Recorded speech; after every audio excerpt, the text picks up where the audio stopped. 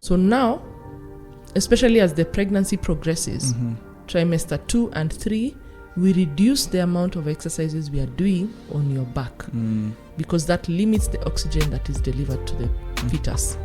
We just focus on keeping some level of movement. You're not training for a marathon. Yeah. You're not trying to be at your fittest during your pregnancy. Yeah. So any coach training a pregnant or postpartum mom must have a keen listening ear of how am I feeling. We have stop signs during a pregnancy training session. So it's important for a client to have medical clearance that they can exercise. Exercise for the prenatal season is not for everybody. If you're having a high-risk pregnancy, please just relax. Your life and the life of that child matter. I know you want to be snatched after the baby, because of this generation. I've been getting people asking me, how do I lose weight? I'm pregnant and I'm overweight. I'm like, you don't lose weight. Not now. Yeah. Wrong timing. I wish you came to me before. And that's why I keep encouraging moms. Train before you get a baby. Speaking now of postpartum and all that, that's what you're currently really focusing on. Yeah. And that's something that's close to my heart because I recently had a baby. Okay, my wife recently had a baby. You know, that's the right way to say it. Yeah. you're a huge percentage of that process. Yes, but so we went through that. Congratulations. Thank you. We went through that season. Yeah. I mean, life-changing. So much has let me not even just I feel like I'm about to drift off into reflecting about that whole season, but I can only imagine what it's like for the lady who's actually carrying the baby. And I think for the benefit of someone who might be listening, who's gone through, about to go through that process, just explain in a sense what makes training someone who is in that season or after or just before, training them, what that looks like, what it ought to look like, what makes it different from training someone else. So the pre and postpartum season is a season where a lady goes through emotional, hormonal, physical, psychological changes. Her body changes, her mind changes, how she views life. Her emotions will be all over the place because her hormones are changing to carry and nurture this child. So the body goes through a lot. The energy that is taken, let me give an example of some of the analogies we use in pre and postpartum training. During the prenatal season, the first trimester, which I don't train a lot of women during that first trimester, unless she has the capability to train. Many of us struggle, even I struggled with this second one. I have 2 children. My second one, I struggled to train during the first trimester. The energy that a lady expends during the first trimester is equivalent to the energy that a guy from Django expends in an 8-hour shift. Wow. So that's how she feels for the first 12 weeks. Wow.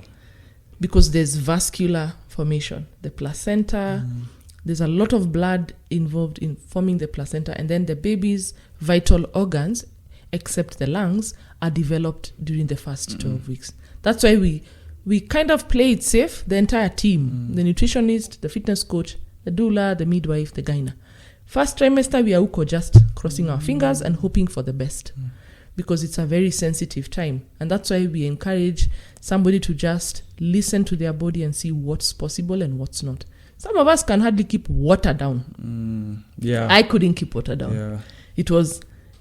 I used to contemplate when I'm going somewhere, do I brush my teeth or do I chew gum? Wow. Because I've hardly eaten, but if I brush my teeth, for sure I'll throw up.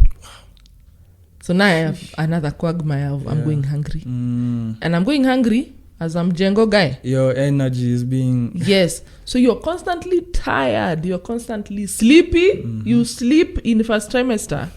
Or you even go through the flip side. You can either sleep too much or have prenatal insomnia. So the body goes through so many changes during the prenatal period, the pregnancy period. And pregnancies are different. Yep. I know people say that it sounds very cliche. I've had 2. It's true. The second one taught me the first one was not a pregnancy. The first one we were doing a dry run, and it was perfect. Dry runs are very good until the show hits the road and then power starts going out. That I'm afraid of that too, because my wife's was pretty storybook. Fairy tale. Even mine was fairy tale. Yeah. The birth was even Hebrew. It was fantastic. It's fantastic. I'm like, I can do this thing again. Until you hit the second one, you're like, what did I do? Did I voluntarily get here? So it's a very tedious process. It's also a very sensitive process medically, or a sensitive season, because the medics also they can't predict everything. They have probabilities. It's likely to go this way. It's also likely to go the other way. Yeah. So during the prenatal period, what do we do in training that is different?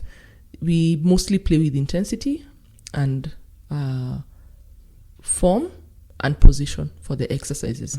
The exercises are the same because the muscles are the same. So we are still squatting, but now we are doing a sumo squat instead of a prisoner squat, because that's not as comfortable as doing a sumo squat. If the client has, for example, what we call SPD, symphysis pubis disorder, or pelvic pain, which is very common in pregnancy, we'll eliminate the squat, for example, and move to a lunge, which is a split squat, which has less pressure on the pelvic floor. Okay? We also work with position. So now, especially as the pregnancy progresses, trimester 2 and 3, we reduce the amount of exercises we are doing on your back, because that limits the oxygen that is delivered to the fetus. So we reduce that, and now we start to use an inclined bench, or we do a lot lying on the side or in a standing position. A lot of the workouts for pregnancy are actually done standing. So we do wall push-ups, we do push presses instead of doing a bench press. So we do a push press instead.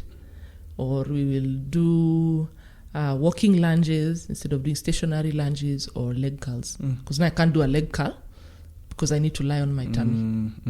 So we change the position.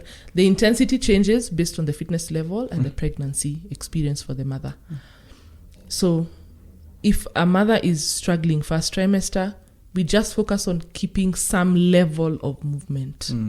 You're not training for a marathon. You're not trying to be at your fittest during your pregnancy. So you're just trying to get in some movement, because movement aids good sleep during a pregnancy.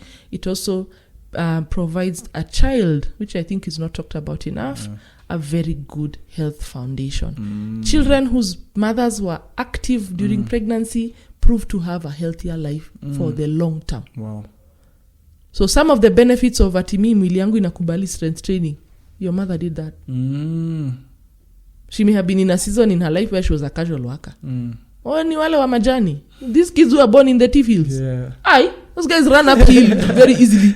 Because that's the mother. So and we've now, I love the fact that research is showing us these things. Now we have stats where they've studied mothers, children whose mothers were active during pregnancy. They ate better during pregnancy. They exercised, they strength trained, they slept better, they took their supplements, and how those children have turned out health-wise in their 20s, 30s. There's a study I read for children who have been studied for 70 years. Those people are 70 years. So they studied their mothers and their lifestyles, the pregnancy, their pregnancies, and how these people have now lived for 70 years. Oh, the results are mind-blowing. It's interesting because I think of my dad who rarely gets sick. Like if he gets a cold, it's like, what is going on with the world? And his mom, I mean, my shosho has, I mean, because when I hear how he talks about women giving birth, he talks about it like, see, you just do it and finish. Because that's how it was done. It's like you give birth, go those back women were moving. And it's like, I mean, give birth and move on with your life. Exactly. Like life goes on. They were caught unawares by labor. They were caught unawares in the field. The tea field stories are very real. Even today. Because that lady was like, she's not feeling very bad. She's tired, yes, but she needs to go to work. There's also the mind set that many people who do casual work have when they're pregnant than the rest of us who have luxuries. This is true. So that lady would be up and about. The effect of that on the child is amazing.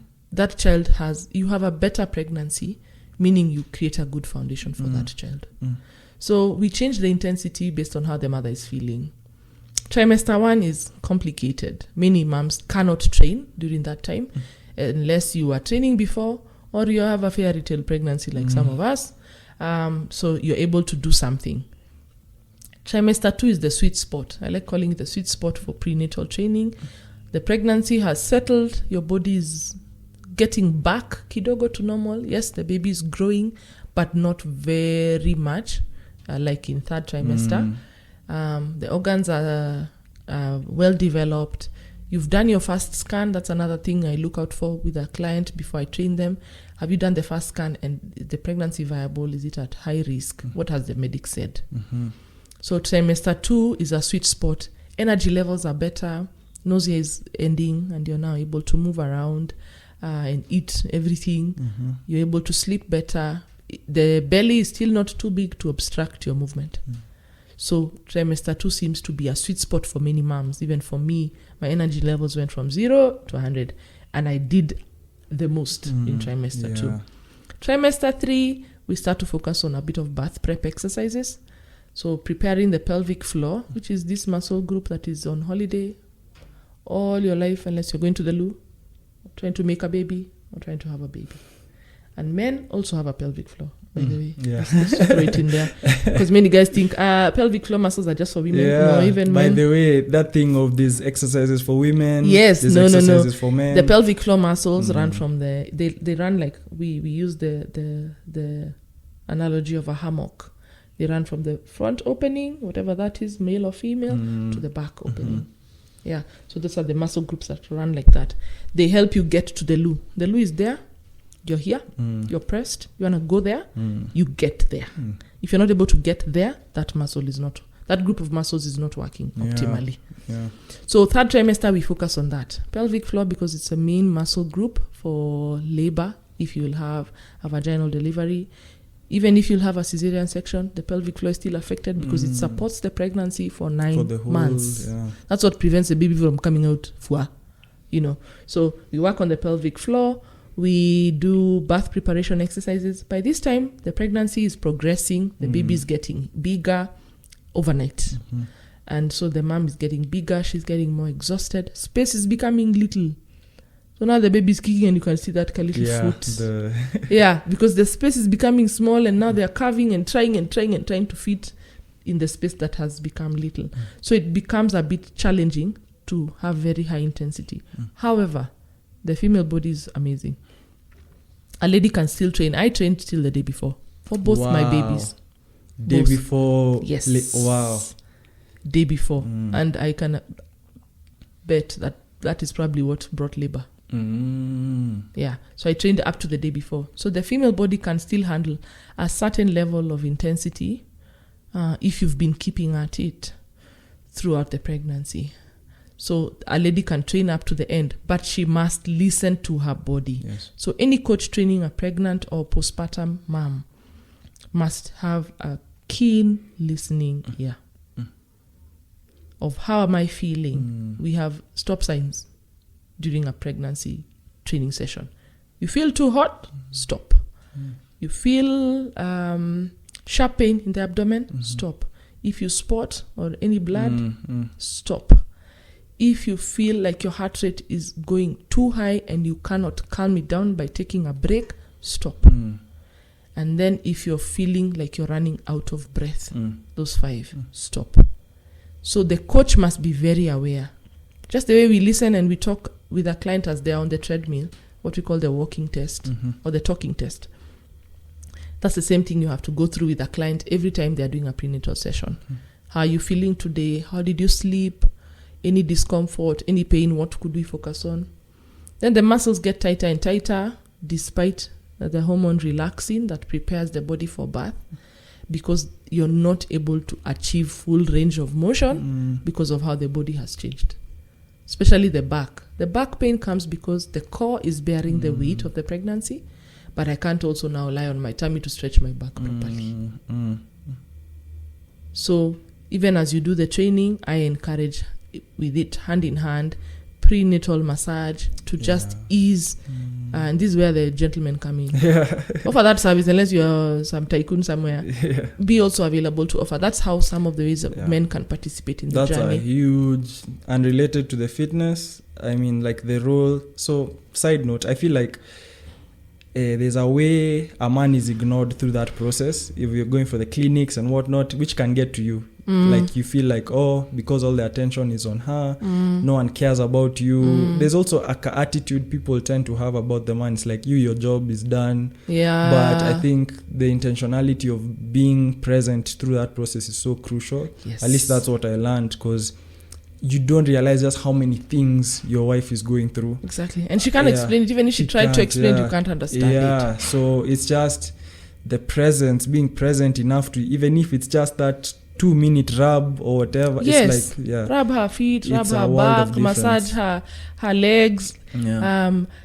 Make it, as you said, the word is being intentional. If you're being ignored at clinic, imagine just go there and be our fly on the wall.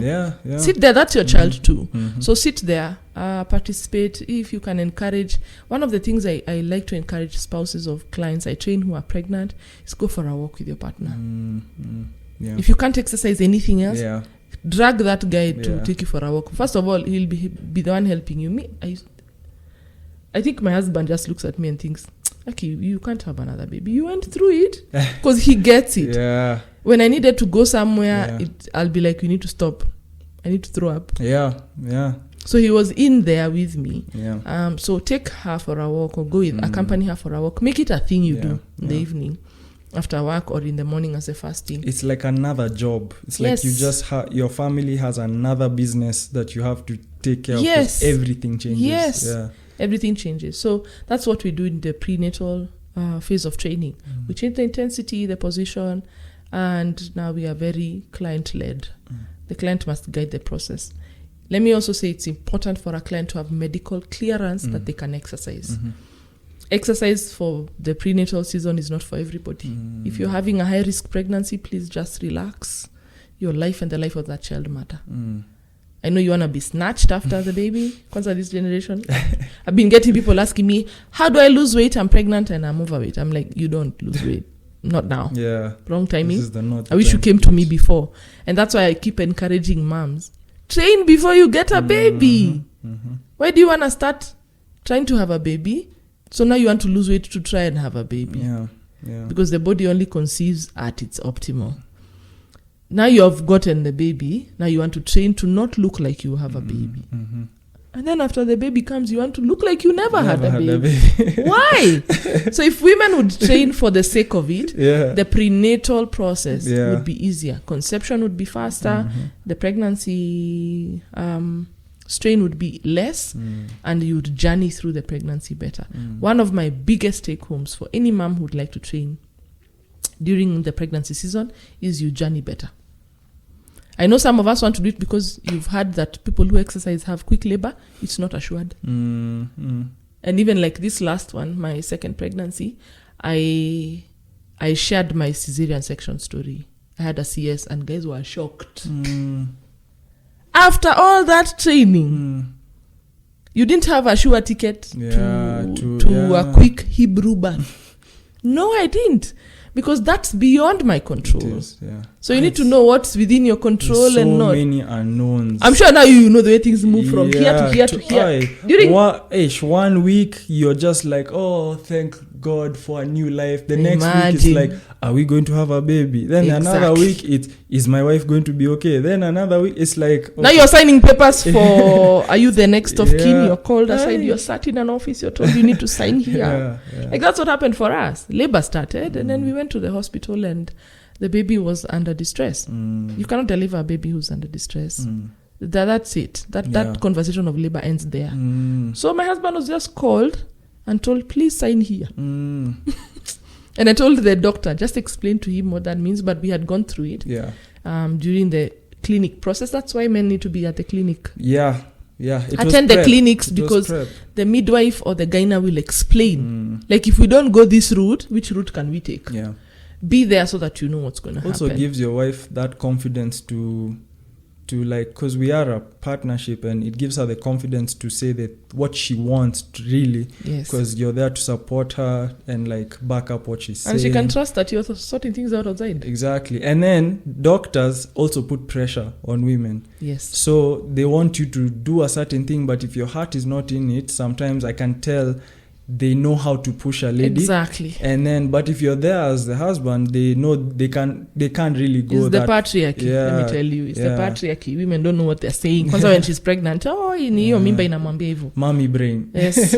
Ni mimba yake iko na moods mbaya. Mimba yake hainipendi and nonsense like that. But if a man is there, me, one of the things I'm happy about is when he attends the clinic or he's conversant with what is happening. When I'm having the baby, where I am not responsive and I cannot sign stuff, he's there na hachanganikiwi. Because guys out there pacing, guy has called all his boys who have kids because he has no idea what to do. And then us guys also have baby showers and men don't.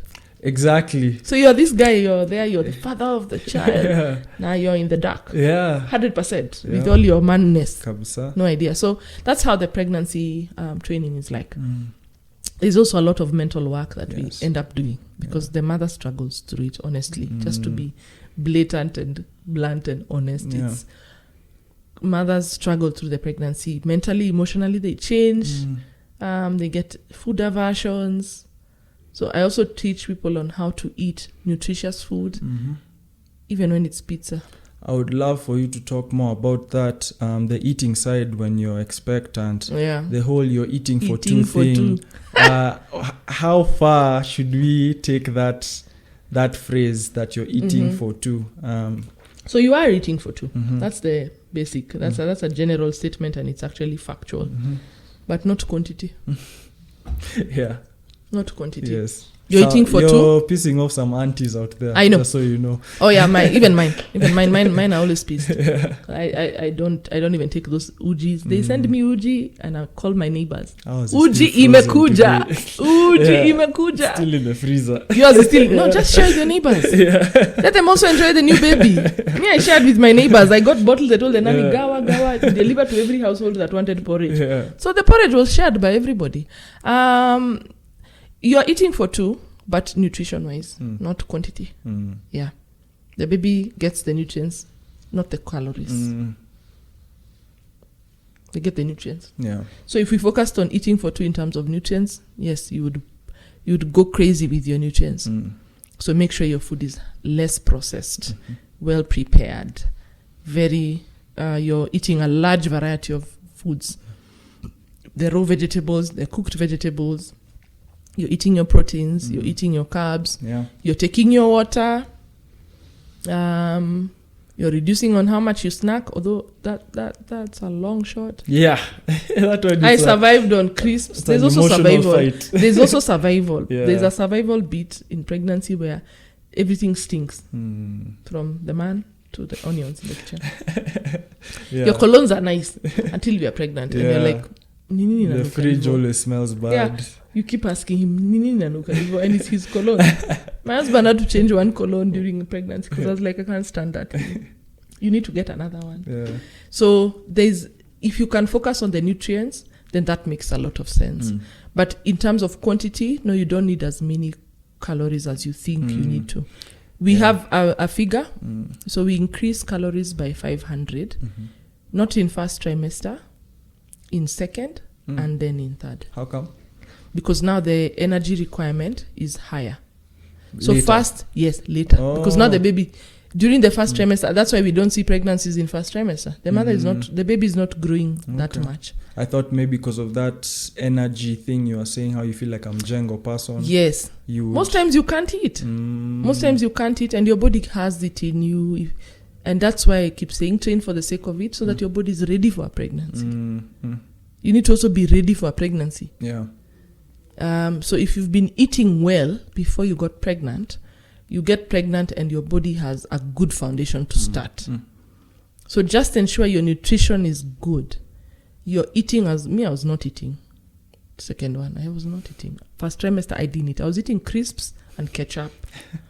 And probably I'd eat one meal a day. Then now when I started eating, I'd take a sandwich and soup. Now on certain days, I ate pizza.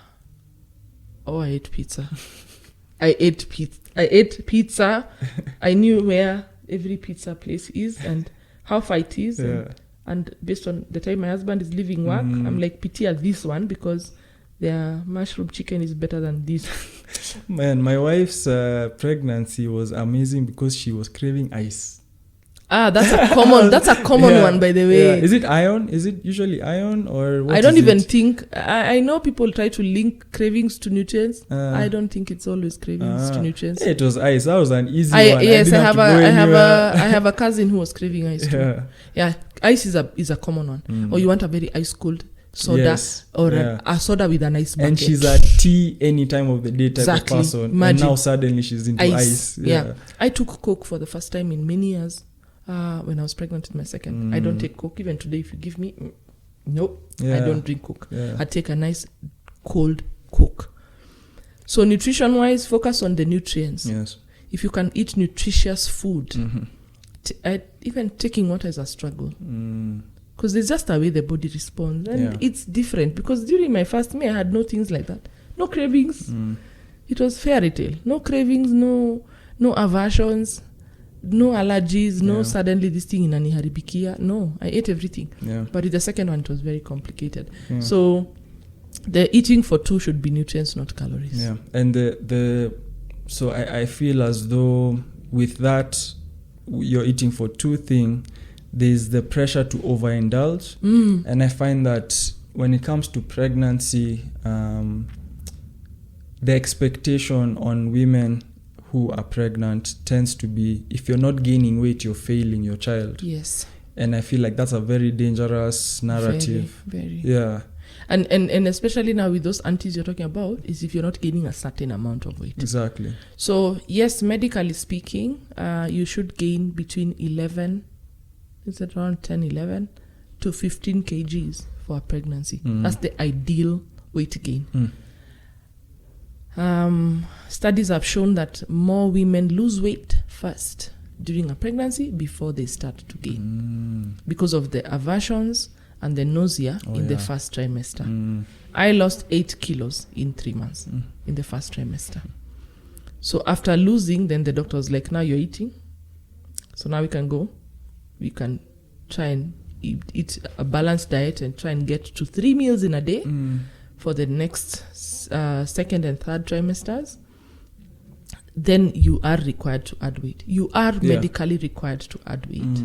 So the Gen Zs who are DMing me of how much weight can I lose during the pregnancy, I'm sorry. You shouldn't be losing weight during a pregnancy. It's not ideal. But now, when you eat well, in terms of balance and quantities, nutrient balance, and quantities, you're able to manage the weight gain. Your auntie telling you to eat 2 plates of food during the pregnancy is bad advice. The more weight you put on, the harder the journey gets. And then that baby will come out 3.5 kgs. It's on you. It's on you, exactly. It will be on you. It's such a sad thing to see, because when you see someone who's been pressured into it, and now they have to learn how to kind of celebrate that weight, because it's like a like a badge of honor, in a sense, that you're a mother, so you should be overweight. It's like us from where we are, people of the mountain. Yes. Motumia, a woman who has had children, should look exactly a certain way. It's very bad because it has an impact on your health. And as a mother, you need to be at top health. Unfortunately, even as a father, parents need to be at top health, because now a whole entire life depends on you. So if we could change from overeating, people are fed. People are fed. You come and you even told, mame, wacha nikuweke. Me, that is the one thing you'll never do for me, pregnant or not pregnant. I know what I'm eating, and I know how much of it I want to eat. I know how I'm feeling. If I come and I had eaten, please don't force me to eat anything else. So I would like to give women the permission to say no. Give yourself permission to say no, thank you. I appreciate that, but no. Hey, my people wife would ask me, Sasa nilikuwa na ile siku nilikuwa nataka kukuletea uji, unaambia mam niko na uji. Asante, but niko na uji. When I am out of what I have, I'll let you know. But if the uji comes, be kind. We are raising children in a community. Exactly. It takes a village. Take some bottles or some jugs. Tell your neighbors, maze niko na uji. Kwa WhatsApp group, ambia watu niko na uji. Come through. Niko na mzinga ya uji. Share that uji with your neighbors, with your relatives. Me have people who always they're like, do you have some porridge stuff? Yeah. Share it. So also know yourself and just know you can say no. And then the postpartum fitness journey. That's the one where everyone is invested. Everyone, from the man to the aunties. Now suddenly they overfed you. They're like, kwani sasa uja snap back? What's going on? I thought you were a gym rat. So the postpartum season, number one, is a journey of healing. And I like to teach it to my clients that you're in a process of healing and recovery. Your focus should not be weight loss. Your focus should not be snapback. Your focus should not be to look like you don't have children. Because the postpartum body can never be the prenatal body. Your body has changed forever. Even when we are doing census, any girl above the age of 12 is asked if she has ever had a child. Whether she delivered or not. We are all asked because the postpartum body is different. So I wish women would focus more on healing and recovery because you're recovering from pregnancy and from childbirth. It's trauma. Yes. Actual trauma. So whatever birth you had, this nonsense of looking down on people who had cesarean section. Me, I've had both. First one, I had a vaginal birth. Second one, I had a cesarean section. None of them is easy. None of them is easy. No one took the easier route. I can assure you, all parties, the lady, the man, the doctors, took the safest route. Yeah, and it was hard. Even them wanachanganikianga huko ndani because now they want to deliver this baby. Suddenly they tell you, stop pushing. You have to go to the theater. Or you came fine and suddenly that baby has to be delivered in the next 1 hour. Or they are busy calling, we need a theater, any theater that's open. It's a very sensitive process. So everybody took the safest route. So if you are here with us, alive, you and your baby, you're a medical miracle. And we've lost so many mothers and children during childbirth in the past. Medicine has helped. CSs are a medical miracle. Even I would not be here. I don't know. Myself as well. Exactly. I have no idea if I would be here or my mom would be here. Or my son. I don't know. It would have gone anyway. So the postpartum season should be a season focused on recovery and healing. So what do we do during that period? First 6 weeks, we just move. I talked about movement earlier. We just move. Take a walk, a short walk. I encourage walking. Not exercise, movement. Not a structured program. Exercise is a structured program of movement. Movement is just general getting by your day and doing stuff in the house, outside, getting some sunlight, stuff like that. So you can move. The question I get all the time on my Instagram, I was thinking about it this morning because I need to shoot a video so that it's there for people to see, and in their face I'll put it as a pin because I'm always asked this question. I think I don't go a day without it. How soon can I exercise after especially a CS? Yes. So post-vaginal delivery, you should move 1 hour postpartum. When I say move, I'm not saying go to the shop. No, I'm saying walk in the ward. I'm saying get off the bed. The doctors are actually encouraging you to move your legs. It also encourages now the uterus to start contracting if you've had a vaginal birth. So as you walk, you feel the urge to go to the loo. Once you go to the loo, the uterus is like, okay, the baby is out. The body starts to work back to return the uterus in position and stuff like that. So 1 hour after a vaginal birth, and that's if you're okay to walk. Okay. Sometimes the medics might want you to lie on the bed. You might be sedated. It might have gone very differently. If you're awake and okay and the baby is fine and you're able to, take a walk in the ward, go to the nursery, go to the loo, go grab a cup of water, a cup of tea, come back. Post-cesarean section, movement is encouraged 6 hours post-CS or post-op because that is when the drugs wear off And they also need you to get off the bed to ascertain that your mobility has been regained. So today we are now doing spinal anesthesia for CSs as opposed to kitambo, where somebody would be totally under. Research has shown that the spinal tap works better for the baby and for the mother. So they're able to deliver the baby while the mother is awake and coherent. So they can gauge how she's responding to the anesthesia and how she's responding even as they do the surgery. It's a major surgery. Then they also opt for that spinal tap because the baby is able to cry at birth. Previously, the cry would be delayed because the anesthesia is general. It has affected the child too. So now we don't use it as much because the child doesn't get affected because it's just back down. Yeah, from the bottom at the lower back here. So you're numb from waist down. So the baby is in the belly. They don't get affected by that dawa. So that it works better for both parties, the baby and the mother. And the mother is able to be aware, especially because CSs are very, unless you knew, like now I've had one CS. If I had another child, I would go for a CS, most probably. Because it's very difficult to go back to a vaginal birth. It's possible, but the requirements are very strict. So for many of us, we don't qualify. So it's easier to just set a date, pick a birth date, and show up at the hospital and have the baby delivered. So when I know I'm having a cesarean section, I'm a bit more at peace. But if you are like me and it was an emergency situation, many of us are not okay mentally. We are dealing with that news. Then there's societal expectations of you didn't push. Ujui uchungu akuza. I'm like, nonsense. So a lady needs to be present because CSs are normally a very emergency situation.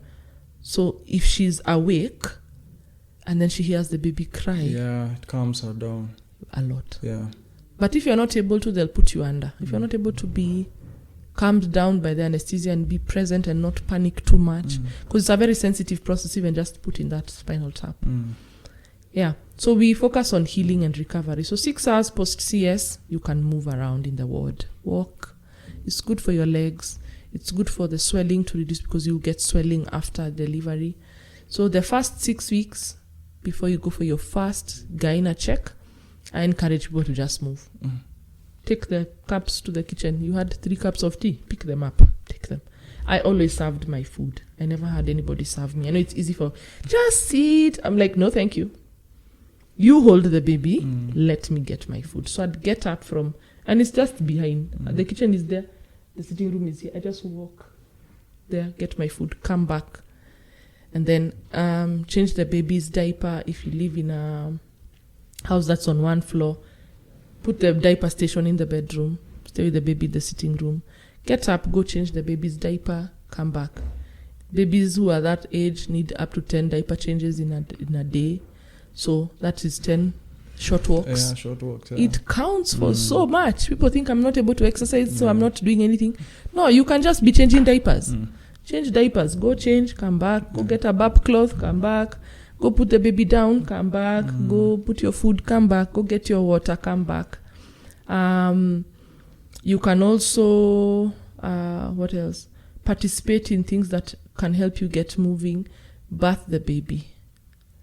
If you can birth the baby, of course, we cannot carry heavy things very early on in the delivery, post-delivery stage, postpartum stage. So get somebody, the nanny, to put the baby's water in the bath and set up everything and then call me. Then I come, I bath the baby, I finish, and then I go back and sit down. Because you're seated a lot of hours nursing the baby. You're also seated recovering and healing. So the first 6 weeks, just do the things that you don't have to delegate. The challenge you're having is we're over-delegating. Yeah?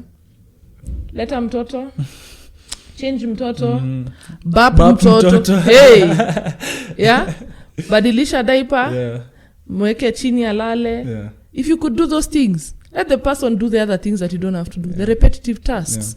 The cleaning of the house, you don't have to do that. You don't have to wash the dishes. I'd cook many days. I never used to prep the stuff. I just tell her prep, and then I cook. Just being on my feet for 40 minutes plays a very big role. So do that. Then you can also take walks after your meals, which is mostly encouraged post-delivery. The best time to walk is after a meal or during the baby's nap time. Because you also have the anxiety of sasa nimemwacha. Or do like people do in the West. They strap their babies and they go for a walk. I did that every day. Every evening I would wear my baby in a carrier or a baby wrap, a kangaroo wrap. We have so many of those. Strap your baby, go walk 10 minutes, wherever you get at 10 minutes, walk back. If you do that for the first 6 weeks, your body will recover from birth and you will heal properly. The more you move, the better the healing, especially even if you had a CS.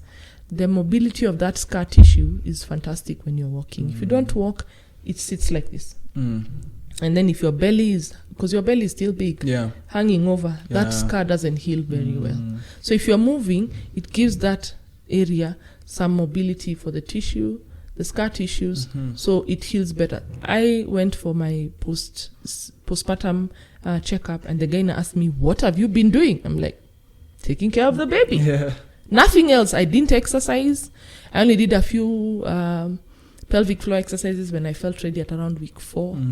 But I am an exception because I'm a trainer and I've been doing fitness for so long. So not everybody can do that. So, and I didn't do it every day. It took me a maximum of 8 minutes. So eat well, eat nutritious food. I know we are cheated. That's the word. We are cheated that the more uji, soup and tea you take, the more milk. Milk is a supply and demand agenda. The more the baby demands, the more the body supplies. So what you need to focus on is a balanced diet. If you're getting a balanced diet in, and as much water as possible. I used to fight with my mom.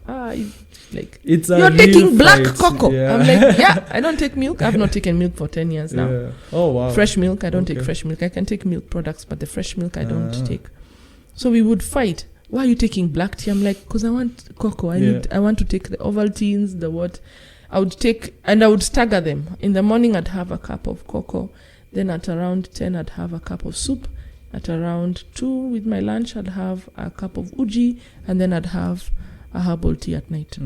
That's it. The rest of the day, I'm just sipping on water. That thing is a real war. I have watched it firsthand. How people get offended. Wow, it's I brought the uji. It is just seated there. Oh, that is. I feel you're not taking care of my grandchild. Hey, it's like an introduction to. I think it's an interesting introduction into family politics. Oh yes, because you really learn all those dynamics you're gonna have to live with the rest of your life. Introduction into parenthood. It's a bad ghettohood. That one. Yes. It's a big fight. So a lady has to be very intentional. What meals are being cooked? There are foods that support recovery. The green leafy vegetables. She needs a lot of iron. She needs a lot of calcium. Calcium is not only found in milk. We have a lot more calcium in broccoli than we do in milk. We have a lot of calcium in oranges. So get your fruits. Just study which nutrients do you need to focus on for recovery. The beetroots, the oats are fantastic for milk production and for recovery. I used to have oats religiously for breakfast. Because during the night is when you nurse the most. So in the morning, you need to replenish. I'd have my oats. The calcium and collagen you can get from bone soup. So then after 6 weeks, you've had your CS postpartum checkup with your medic. And they have cleared you that you've healed. So if you had a CS, the scar has healed well. If you had a vaginal birth, your back seems okay. Your uterus has contracted. And you've normalized feeding. Because it is very complex. That first 6 weeks, man, you're in this zone where you don't know what time it is, what day it is, what did we eat yesterday. You lose track of everything. You lose track of everything because you're now trying to just understand this little person and integrate them into your lifestyle. You have to change a few things. You're hardly sleeping.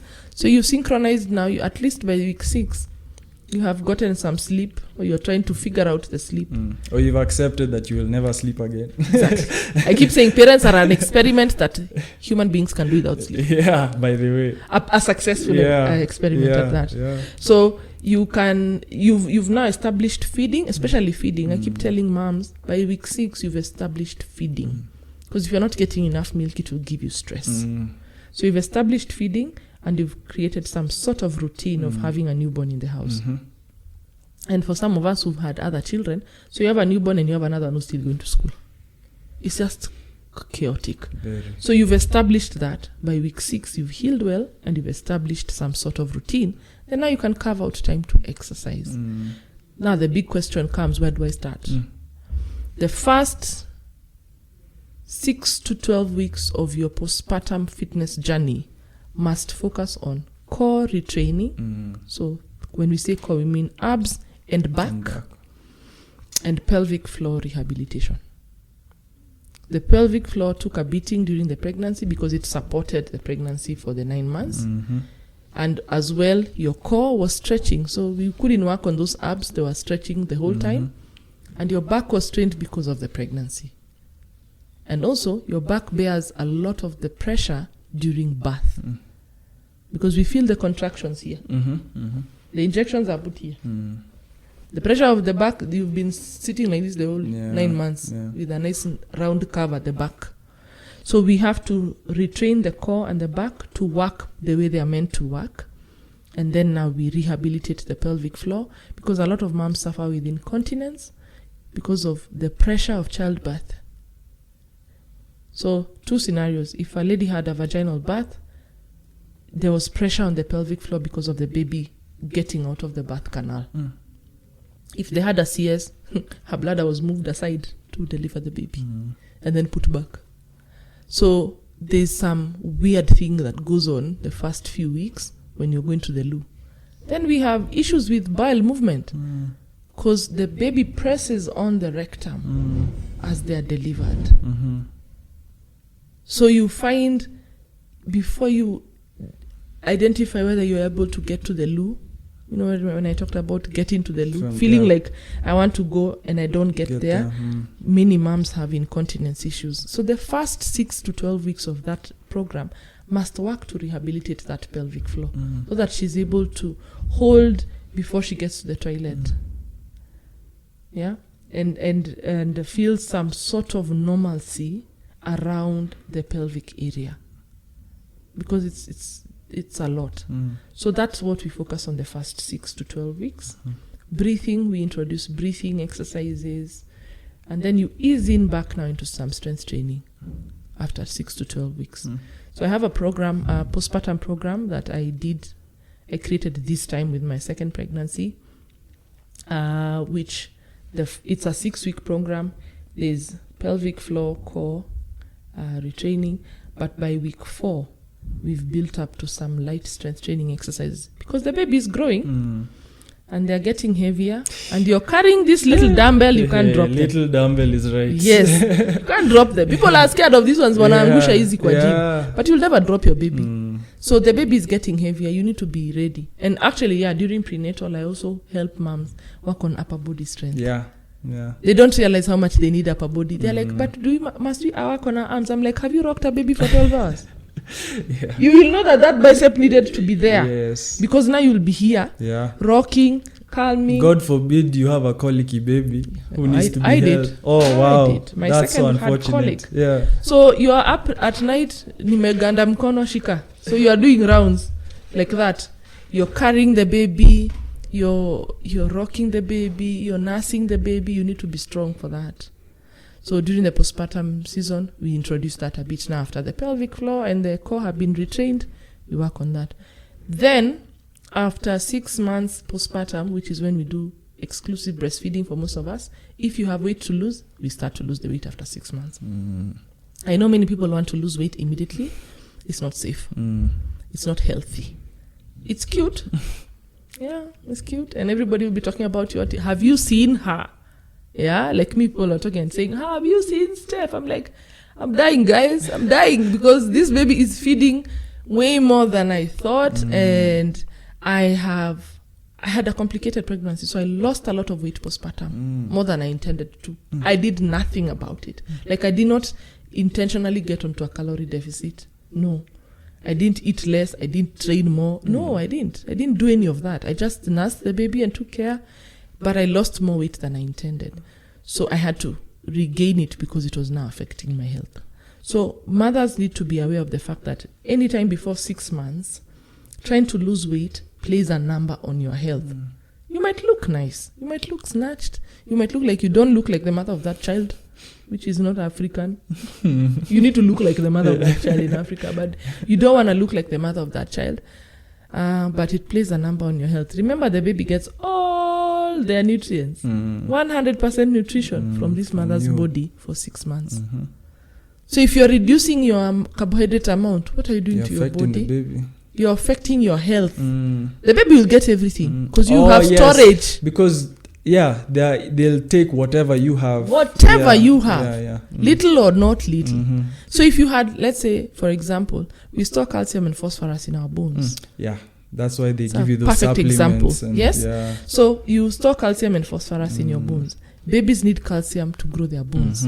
So if you're not eating enough calcium, the baby starts to get it from your bones. And you're not so that's where we have many moms struggling with osteoarthritis or osteoporosis or losing teeth. Hey, that one. That when someone said that, I was like, You've wait, had what? That, Yeah, they're losing teeth. It used to sound funny. Losing hair, like exactly. Yeah. So the hair loss is collagen related and hormone changes related.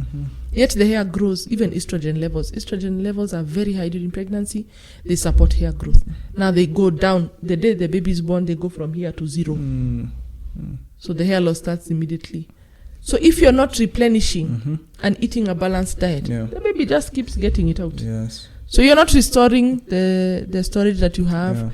You're just allowing the baby to take as you reduce your calories. At the end of the day, your baby will be fine. The baby will be healthy. At your expense. At your expense. Yeah. Yes. So that's why I don't encourage anybody trying to lose weight to reduce calories during the first 6 months. In fact, you're supposed to increase them by 500. So what you're normally required to take in my height and weight range, it's around 2,000 calories. During the first 6 months, I should be at 2,500 so that I can support the nutrition of my child. So the first 6 months, don't focus on losing weight. If you're eating a balanced diet and not over-consuming the ujis and the cookies, you'll be able to lose some weight through breastfeeding. And then at 6 months, if you've done a recovery program that has allowed you to get stronger and to heal, 6 months you can hit back the gym. Yeah. Have you ever tried shopping for fitness equipment? If the answer is yes, I'm pretty sure you know just how expensive that can be. And so at Shujaa Fitness, we do offer locally made, very affordable and durable fitness equipment. So just hit us up on Instagram at Shujaa_fitness.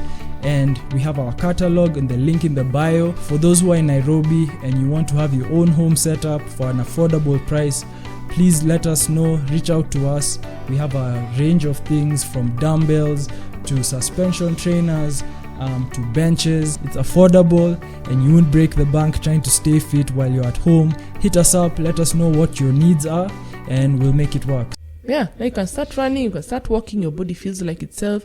The baby's a bit more independent. I don't know why people are rushing to train when babies grow. When they go to school, you'll have so much time on your hands. You'll have a lot of time on your hands. Waiting for that day. Yeah, so it will happen. And it will, when you look back and you'll be like, mine is already 2 now. He's almost 2. In 2 months he'll be 2. I'm like, wasn't he just born the other day? Just a little thing.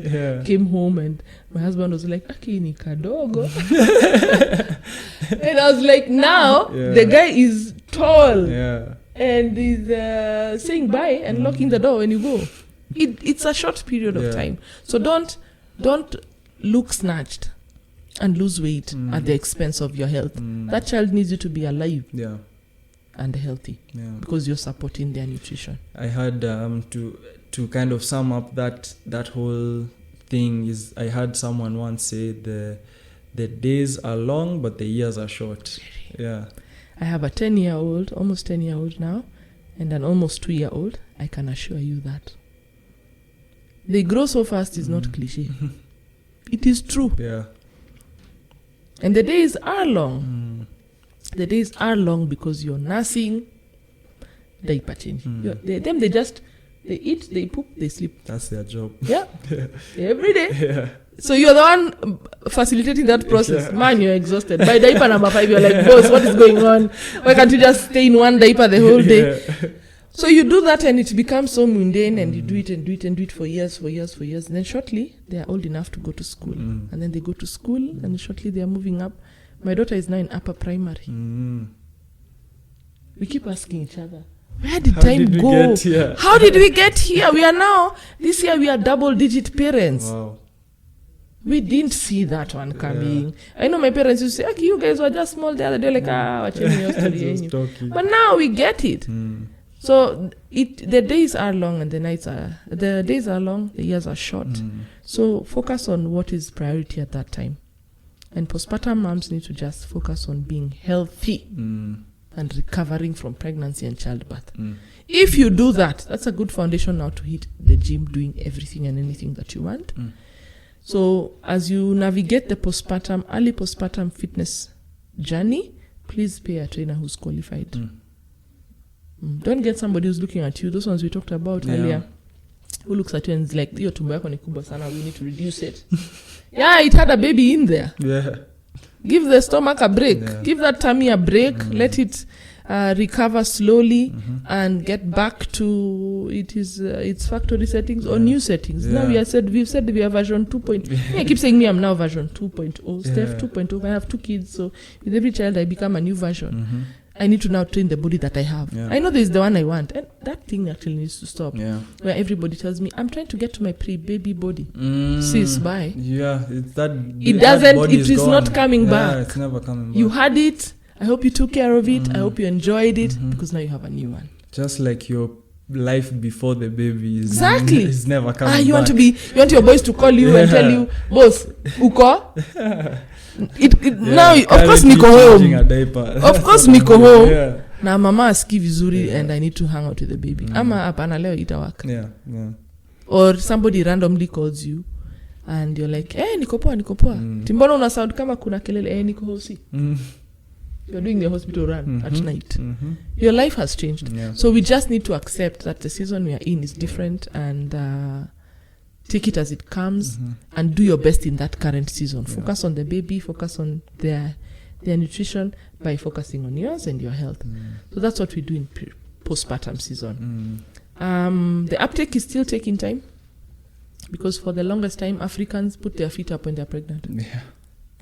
We don't touch anything. Don't do anything. Your mother is there. Why are you washing clothes? I'm like, because it's good for me. As long as I'm not bending over too much, I can wash them while I'm standing or while I'm seated. My wife was in full swing of work. She's a wedding planner and she was all over the place. And people are looking at her, why are you? And it was good for her. Good for her and good for the baby. Also, it's good for your mental health because pregnancy and postpartum plays a number on a woman's mental health. This is a note to the men. Please just understand and try and support what's happening. This thing of saying squeeze you umekua, then she just starts crying. We cry over the smallest things. Nasi or Mimi. Journey with the lady during that process. This thing of a man is uko, him is just providing the finances. Parent your child and parent with your spouse. I feel like the marriage gets stronger too in that season. I mean, inevitably, when you're going through, like you're saying, all those hospital visits, the random stopping to puke, all these little things, it adds up. That's why you got married, or that's why you're with that person in the first place. Hopefully. Hopefully. So it either makes it stronger or it snaps. Or you'd see why it was never going to work. It was not going to work, So it's very interesting. The other thing I would like to say is that there is too much pressure on postpartum mothers to snap back, lose weight, and look peng suddenly after having a child. And the most pressure comes from the spouses. So she was this peng thing when you got her. She used to wear these short things that, that made you pick her and love her, and you liked the way she looked. And then you made her pregnant. It was you. You got her pregnant. And now her body is not the body you knew. This is not the body I signed up for. It's kidogo, you're like, mi nimekuja kurudisha hii nini simu kwa sababu Sikuizi, I bought an orange phone, now it is black. So men are putting a lot of pressure on their wives or their baby mamas, whatever. This generation is very unique. Another podcast. Yeah, it's very unique. You guys are having children with people, not partners, whatever. So there's too much pressure. The guy is like, hey, banana squeeze aje. Or why are you not losing weight? Me, I hear people lose weight when they breastfeed. You're comparing and saying, oh, Nani is look. Hey, you should see Nani. You guys had kids around the same time. You should see how she looks. Their lifestyle, her body, her genetics, her prenatal body, her current situation, her stress levels totally are different. So I wish there was a little more grace and compassion towards a lady who's just had a baby. Cut her some slack. She's just had a baby. So spouses, families, aunties. Hey, I'll tell you, aunties need to be sat down. Me, I pray I never be that auntie. I don't want to be these aunties who are known for those comments that you're like, you can't even respond to her, because if you like, respond, weren't you pregnant? Thank you. Back as well. Exactly. What happened? In fact, women forget so quickly that they had struggles during pregnancy. Yeah. In my mind, I'm like, shouldn't you understand me more? Because you're the one who's supposed to understand the most. No, people are we forget so fast, and you're like, na unakulanisha sana. You are becoming too fat, and yet hunger postpartum is the ghetto. You get hungry, the baby, you've just eaten and you're thinking, what am I eating? Because the baby has fed all of it and you're hungry again. So I wish the gentlemen would be a bit more supportive. Give her body time. Even you have this one pack that she never found you with. Because now she's been cooking for you. You're claiming that one pack is as a result of her good cooking. Why aren't you losing the one pack? And even as a fitness enthusiast myself, during that season, I can see where that bod comes from, because you're not sleeping. Yes. Your workout regimen has been thrown in the air. Exactly. It's just like, at this point, I'm just happy if I can get a pump. Yes. That's it. Like, all these other things, I'm like, by the way, I might never have abs ever again in my life. But and the early days, you're the one doing the running around. Yeah. So I've had the baby. I'm home. I'm sort of tethered into the house because of the small one. You're the one running to get this, running to buy this. We didn't buy. Now suddenly we need this. The things that we don't know you needed or you had bought. The baby has outgrown their clothes in one night. So you're the one getting up to go buy those things. So it affects both parties. Compassion and grace is so important. So the prenatal and postpartum fitness journey requires a lot of compassion. A lot. So even when I start training women, I'm sorry, I can't make it. I didn't sleep last night. I can't make it to the session. I'm like, cool, we reschedule. I need to be a bit lenient and flexible on that part, because even I know how it is. You didn't sleep. You've not slept 3 nights in a row. You are hoping you'd sleep tonight so that you can train tomorrow. Didn't work out. Or you went for a clinic visit. Things changed. Baby is admitted. You are admitted. It's just hectic. So there needs to be a lot of grace and compassion. So healing and recovery is the name of the game for the postpartum season. Yeah. Wow. That's a very detailed breakdown that is so helpful. I don't know if I've seen someone describe it as holistically as that. And I think that's so necessary, especially because of what I saw during our journey and what I continue to see is just there's the social side, the pressure, like we said, the aunties. There's the expectations of what your pregnancy ought to look like, the things to expect, all those things. And again, the people, like you're expecting to be supportive, end up being your adversaries. Exactly. So like, where are you supposed to go for? Kikulacho kingoni mwako is the perfect example. Kabisa. And so during this season. I really hope that this helps someone out there, because it's such necessary information. So thank you so much for sharing that and your personal journey. I really appreciate your time. Yes. I know your time is valuable. Is there any last words for anybody out there who's listening, who might be starting their journey? Give us your social media, the services that you want to push at the moment before we... A last word is probably know where you're at when you're starting and be very honest about it and have a clear mind of where you want to go, and then invest in the right help. I know people might listen to us and be like, I want to train with Steph. I may not be the perfect fit, or I may be the perfect fit. But if you invest in the right kind of help, it reduces that wandering in the dark period. Because I think that's where many guys fall off. You're not seeing results and you're doing everything. Okay, I put that in quotes because you haven't done everything. I have done everything. I am not losing the weight. I'm like, you've not worked with me? Not yet. Maybe I have an answer finally. So if you know where you're at, if I use myself as an example right now, say I am overweight, by 5 kgs. I am 35. I am female. I have an 8 to 5 job. I struggle with my nutrition. I have a high stress environment. I work in a high stress environment. I have access to a gym. I have a very low budget of 5,000 a month, or I have a high budget, I can allocate 20,000. I enjoy running, I enjoy cycling, I live near a forest. Write all that down. Know where you're at. I am pregnant, I am 20 weeks, I have a pretty safe pregnancy, I am struggling economically, that kind of stuff. Know where you're at. Because people just walk into this fitness thing like it's a trend. Yeah. If it's a trend and you are not fitting the trend, imagine you'll be wasting time. Then know where you're going. What do I want to do? I want to lose the 5 kgs. I want to run a marathon. I want to do a triathlon. I want to hike Mount Kenya. I want to play with my children. Okay? I want to fit into a wedding dress, which is a very valid concern.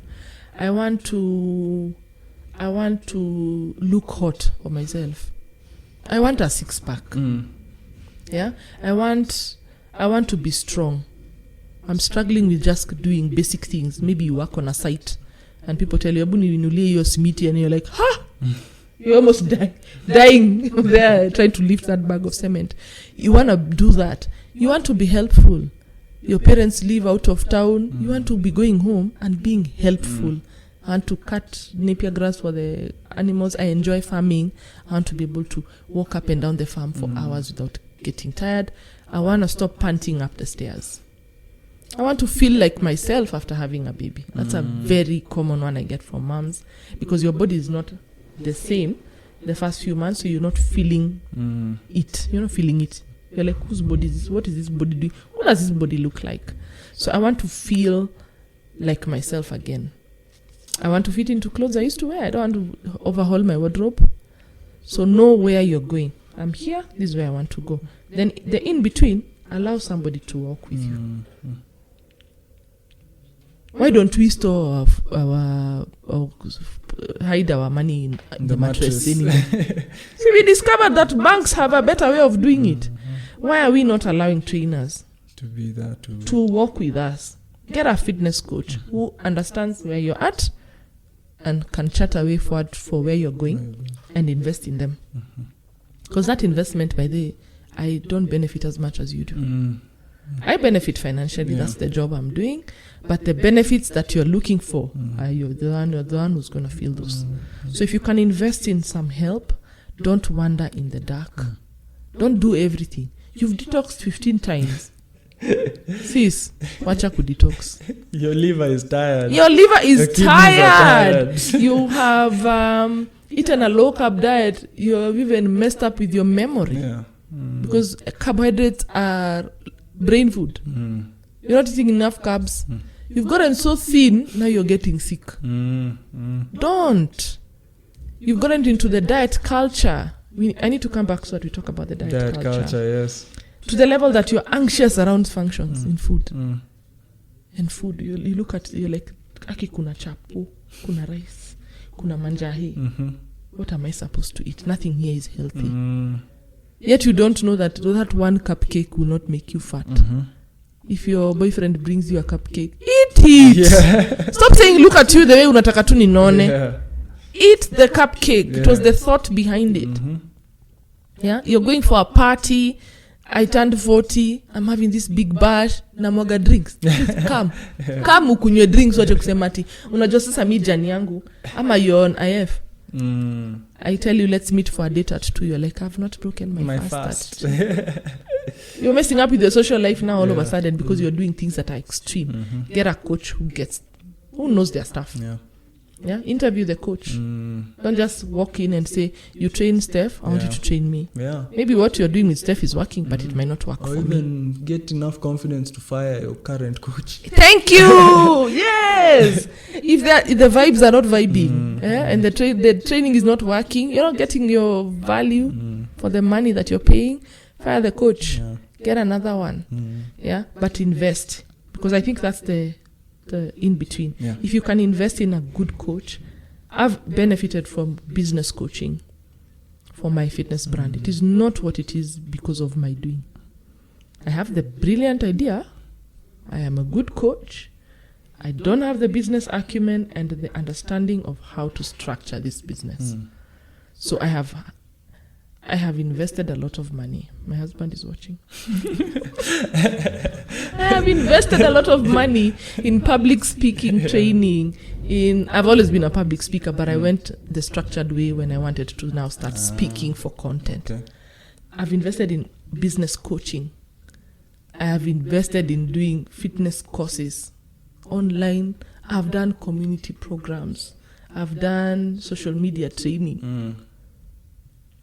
I can't just sit and be so brilliant. No, it takes a village. So if you want to achieve a certain fitness goal, invest in the right kind of help. If you can access a nutrition coach, get the nutrition coach. If you can access a fitness coach, get the fitness coach. If you can access a personal trainer who can come to your home, buy the equipment, do it at home, do it. If you can access a gym, pay for a gym. Don't be out there doing guesswork and saying this thing is not for me. It doesn't work. So that's what I would say. That's my last word, because everybody can benefit from exercise. Kabisa. Everybody. Kabisa. Everyone can benefit from it. It's not for a certain few, and it's not for fitness is not for fat people.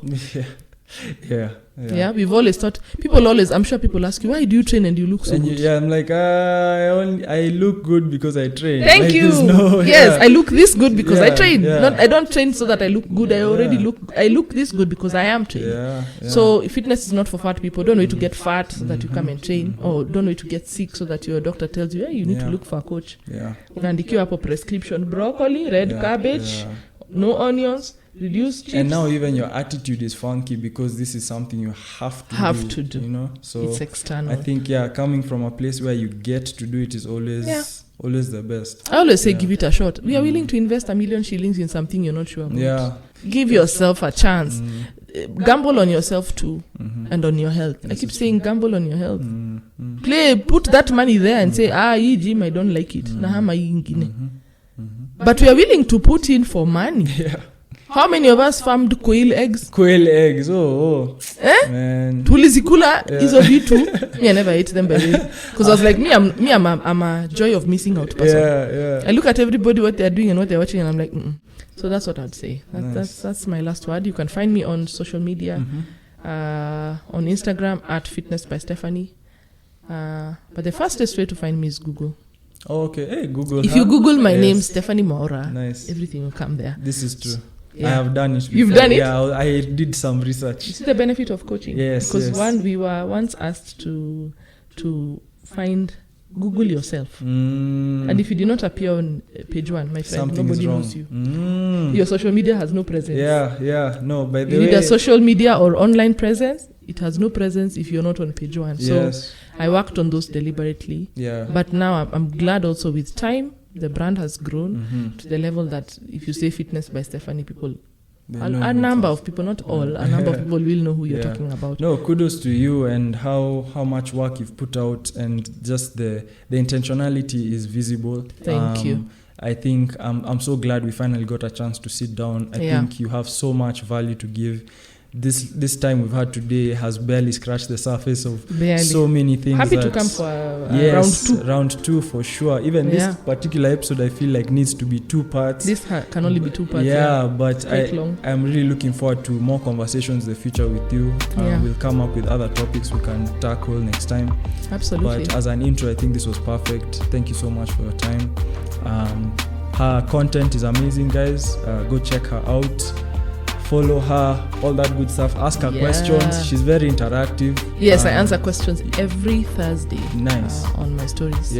So reach out to Steph. I hope we've covered a good amount of things that you can take action and start your journey or improve upon what you're already doing. But this has been the Shujaa Fitcast, another conversation. Thank you so much, Steph. Thanks for having me. Until next time, we'll catch you on the next one. All right. Nice. Thank you for listening to the Shujaa Fitcast. For more information and business inquiries, email us at shujaafitnesswarrior@gmail.com. Follow us on social media at Shujaa_fitness on Instagram, at Shujaa Fitness on Facebook and TikTok, and subscribe to our channel at Shujaa Fitness on YouTube. For audio versions of this podcast, check us out on Spotify, Boomplay, and Apple Podcasts. This show was recorded and produced at the Represented Studio in Nairobi, Kenya. Special thanks to Lucid for the background music.